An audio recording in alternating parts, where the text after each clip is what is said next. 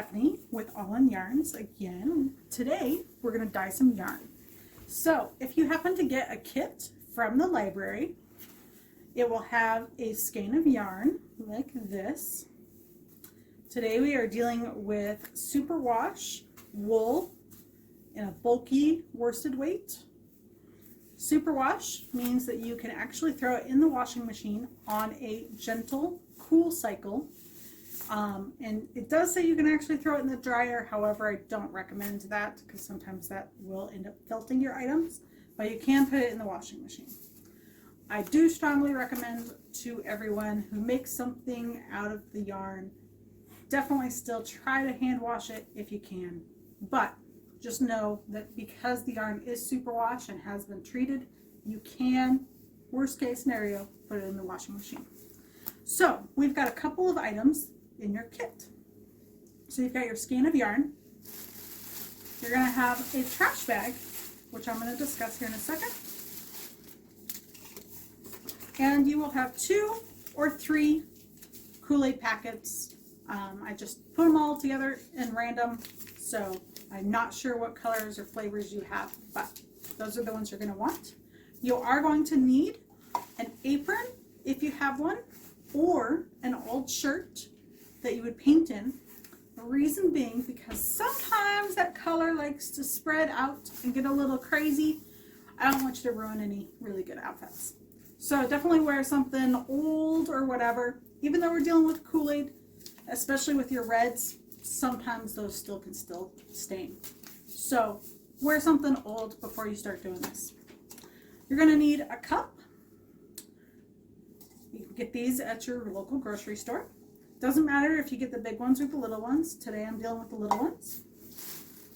And then you're going to need a pair of scissors for your trash bag. And then I highly recommend a mask. Even the ones that you've been wearing out and about during COVID works just as well. The reason being is because when we open up those Kool-Aid packets, we are going to get a cloud of really, really tiny dust particles from the Kool-Aid. And it's not very good for your lungs to inhale that whatsoever.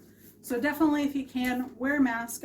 This is an N95 one, so I am going to be wearing it as soon as I get to the point of opening those packets up. But again, any one of the fabric ones that you've been wearing around during the pandemic works just as well. So to start with, we're going to take your trash bag,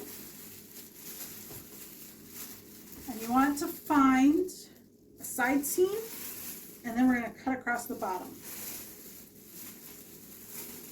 So you're going to take your pair of scissors.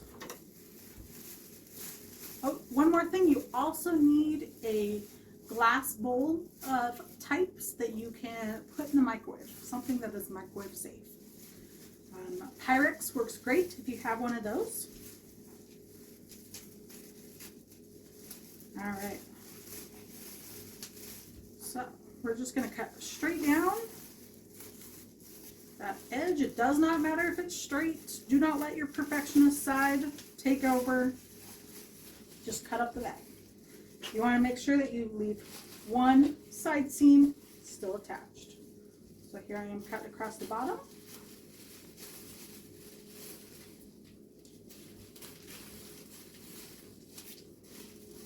And we're going to stop right there. You're going to spread out your trash bag over your counter space. This is going to help protect your counter in case you have light counters, kind of like I do. They are here in my kitchen. This is food safe, so you can do this in your kitchen.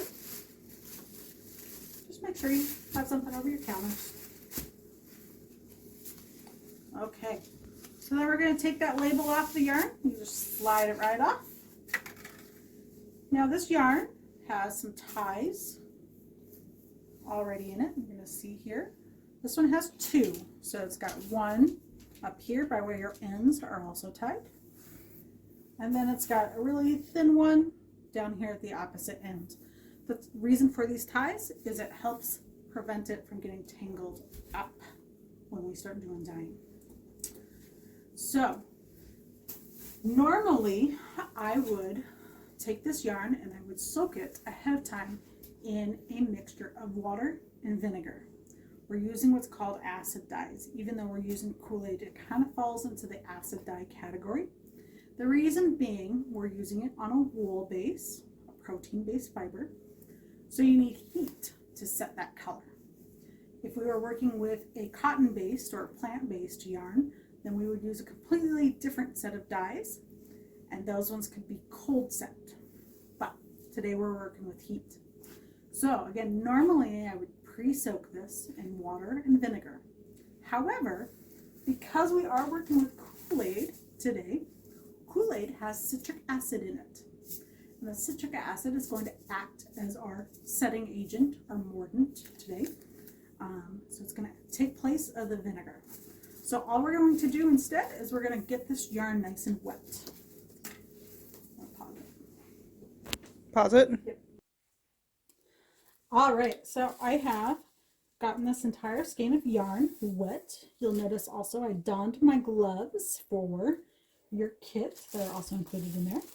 So I've gotten the skein of yarn wet, and then I twisted it and wrung it so that there's no excess water in it. Now it's just kind of damp, which is nice. So you want to lay it, try not to tangle it up as I just did. There we go. All right, so for this one, we are going to be doing a variegated style, which means chunks of color. So I've got my cup here full of hot water, and we're going to start with the lemonade. I'm going to don my mask here real fast so I don't inhale any of that powder. So I apologize if it's going to be a little bit of a muffled sound. Okay, so got the mask on, Kool-Aid packet open, and we're going to take that lemonade and we're going to dump it all the way in.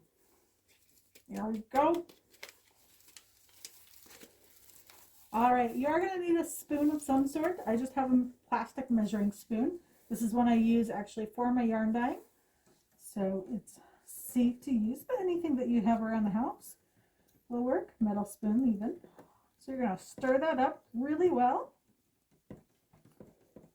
If you leave any clumps of powder, that will actually create bright spots of dye on the yarn, and we don't really want to do that, so we want to mix it up really well. Okay, so we're going to do chunks of yarn here. So I'm going to do a third of the yarn in yellow, a third in the pink, and then a third in the probably deep reddish color that the mango is going to turn out. So I just kind of put my hand there to do a little bit of an indent. Then you're going to take the cup and you're going to pour that straight on.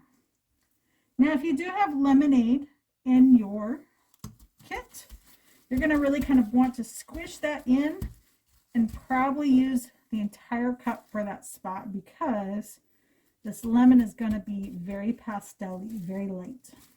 So you want to try to squish all that into your yarn.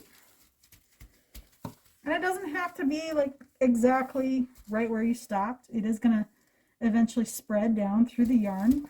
The wet is going to help soak it up. A little bit kind of splotchiness, but I think it'll be all right for this color. All right, so I'm going to fill up the cup here, and we're going to get some more water.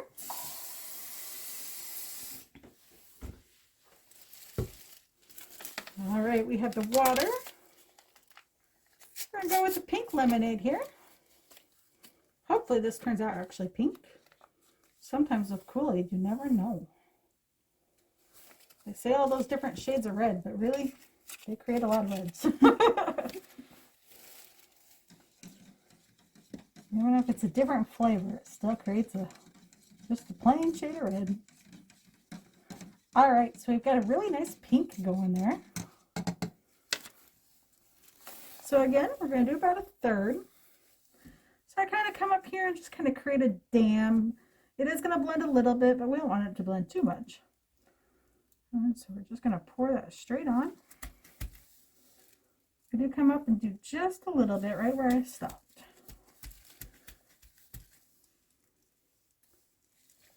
There we go. Kind of really smush that in there.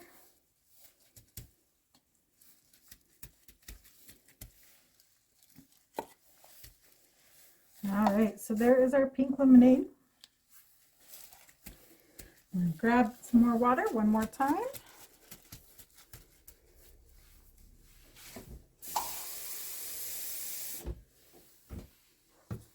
And we're going to do the mango. Who wants to take a guess at what color the mango is going to turn? Do we think it's going to be an orange, or do we think it's going to be red? Let's see here. It smells good though. No, it's looking kind of orange. Sometimes these will change colors once the heat sets them, and that's a really fun surprise. Oh, it kind of looks like orange sherbet. Look at that color. All right, so again, we're going to put our hand here, just kind of as a little bit of a block. Pour right straight there. And then pour it down. Now down here at the end, that's kind of where you really want to work that in a bit more. That's one of the more difficult spots to get it to completely saturate through.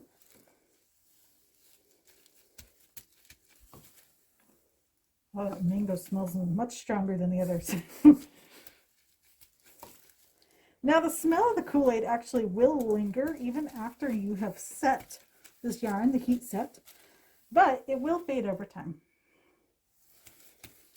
All right, we have a really pretty pastel colored skein of yarn there. We've got our Pyrex bowl here. All right, so we are going to take the trash bag here and we're going to wrap up the skein of yarn. Took off my mask now that I'm no longer dealing with powder. So we're going to wrap it over another way. Then I'm going to take the ends and squash those over, and then you're going to roll it in together.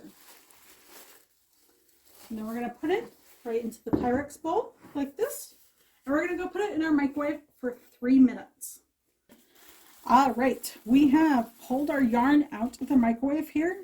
Be careful, it is hot, so your glass is probably going to be very hot as well. So the easiest way to do this is if you have a pasta colander, strainer of some sort.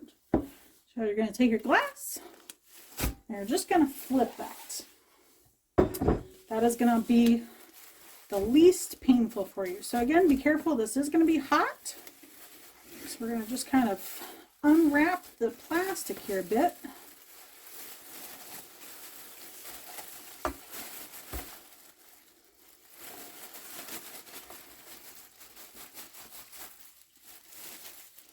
All right, look at that. Really fun, pretty pastel colors. All right, so we're going to let this cool, and then once it is finished, once it has completely cooled, you can give it a few rinses with cool water, not completely cold and definitely not hot, just kind of cool water. And you're going to want to rinse it until when you wring it out, that water is going to end up being clear. Probably with the Kool-Aid, that's going to happen pretty quickly unless you have reds. Reds, you might have to rinse a little bit more. And then hang it up, hang it up somewhere to dry. A shower rack works great, or if it's outside on a nice day and it's not windy, you can put it on a clothesline or drape it over a chair out in the outside, and that will be perfect for you. And then your yarn will be ready to use. Thanks, and tune in again.